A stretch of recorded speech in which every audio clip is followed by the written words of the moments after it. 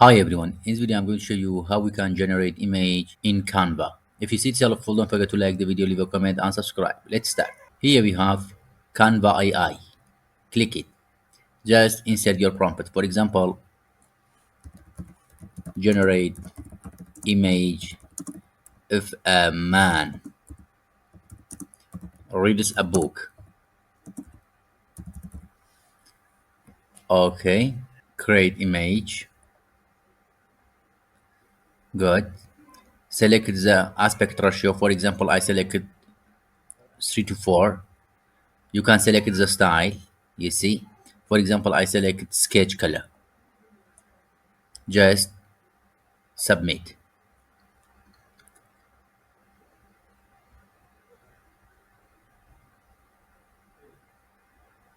Good. You see, we got this four option. You can reuse the prompt. Okay. Now the prompt here, change sketch color to, for example, this time to smart. Okay. Add, submit. For example, I want to download this one. Click it and boost resolution. Good. Let's look at it.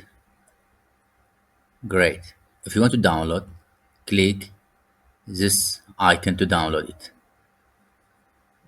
Name it Canva image.